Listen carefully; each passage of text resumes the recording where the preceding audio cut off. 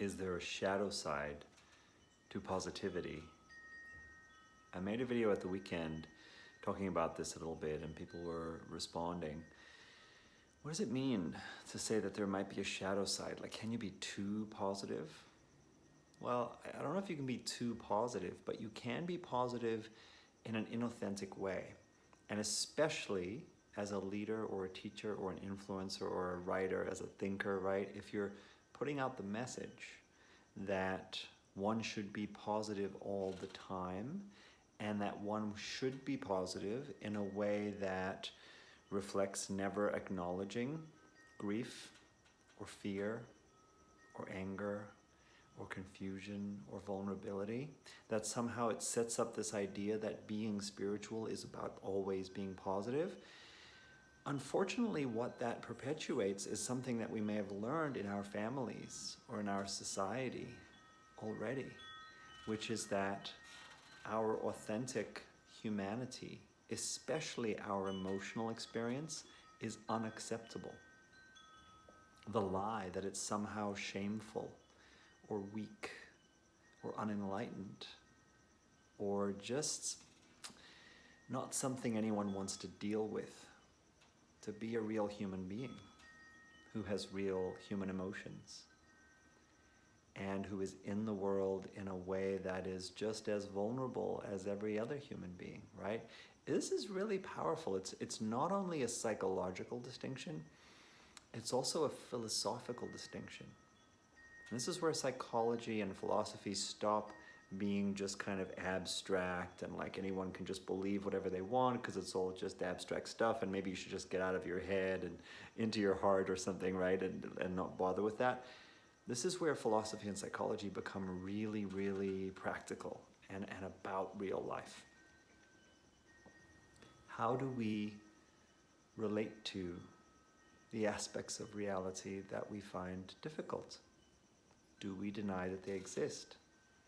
Do we create elaborate, fanciful belief systems that try to distort reality so that it fits what we would prefer was the case?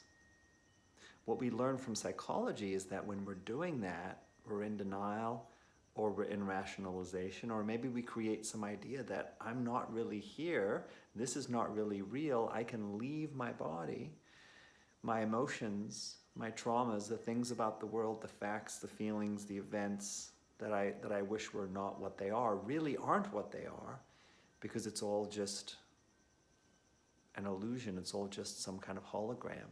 And that really, by becoming more enlightened, that somehow the idea of awareness practice would be to transcend all of that illusion. From psychology, we understand that that's a kind of dissociation, depersonalization, disconnecting from reality because we feel too overwhelmed by those facts and feelings and events, by the nature of reality itself. So from a philosophical perspective, the question becomes, should we try to reconcile ourselves to reality and meet reality on its own terms, not in a way that we just accept what we don't like, but in a way that we see what we don't like as being real, and then from there, more effectively, we can tackle it, we can seek to understand it, we can seek to change it, we can seek on a personal level to heal and to grow and to learn. Or, the other side of that philosophical question, should we just pretend that it's not what it is? Should we make up a different story? Should we go into denial about what we don't want to look at? And from a psychological perspective, is that healthy? Is that something to encourage along a path of personal growth and healing? Or is it something to try to become more free of? So one of the series that I've been doing here on IGTV is about defenses. And so I'm revisiting some of that material, right? That a key aspect of really grounded, integrated awareness practice is that we become aware of our defenses, and these are all common human defenses that most people have to some extent or another.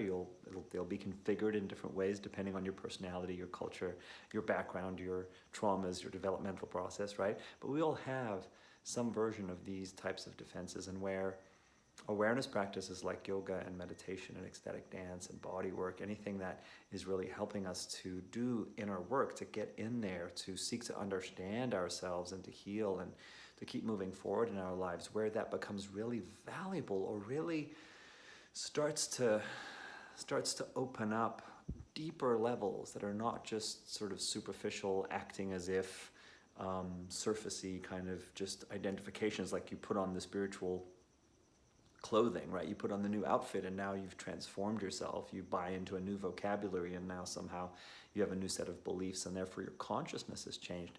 Deeper than that, the real inner work is a powerful doorway into that real inner work, is becoming aware of my specific defenses, of your specific defenses, any of our specific defenses, and how to start to see how they operate, dismantle them a little bit, heal the fear and the pain, the grief, whatever else may be there underneath them, and then feel what it's like to live in that more expansive, authentic, grounded place where the positivity that's coming through is authentic. And it's authentic because we've actually learned to be with our vulnerability, our suffering, in a way that's not about contracting or putting up a wall or making up a story or distorting reality or just denying anything that we don't want to face, but it's much more truly free, much more adaptive and resilient, and able to be like, yeah, this is real and that is real and this is real. And here's where I draw inspiration, and here's where I find resilience, and here's where I have compassion. And here's how I have this sort of mature way of looking at the world that is still grounded, reasonable, clear, truthful, honest. Yeah, and within that clarity, that truthfulness, that honesty, that grounded maturity, there's still so much room for inspiration and joy and wonder and the real magic of being alive and loving one another and engaging in deep experiential practices and being enthralled by artistic and mythopoetic representations of our inner landscapes. So that's me when I get on a bit of a riff. I hope you could follow me. I hope some part of it was interesting. But yeah, is there a shadow side to overly valuing and propagating positivity?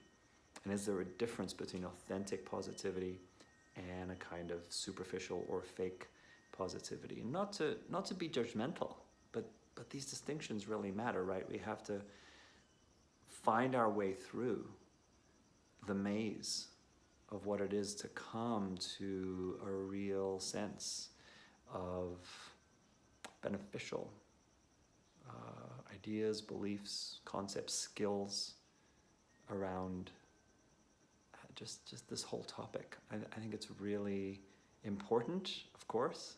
I think it's really fascinating. And I think too often there's a tendency to just be vague about it, right? And we can get specific. And I think actually the more specific we are, the more effective the approach that we're taking is going to be. And the more we're indicating that we actually do take it seriously, that it's not just fluffy entertainment that, like junk food, calories that are just supposed to make you feel good in the moment and don't think about it too much. I think we should be really reflective in our inquiry. And as you can tell, all of this inquiry for me doesn't make me any less positive, embodied, heart-centered. To me, it's all part of it. You don't sacrifice any aspect of it, right?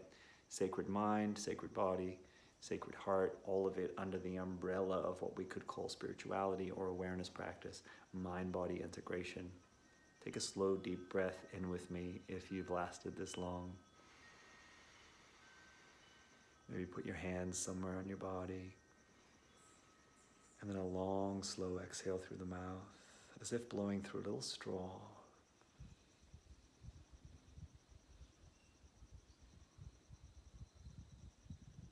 Really take your time, letting that exhale go all the way out. And then notice sensations, sounds, awareness of this moment we're in together.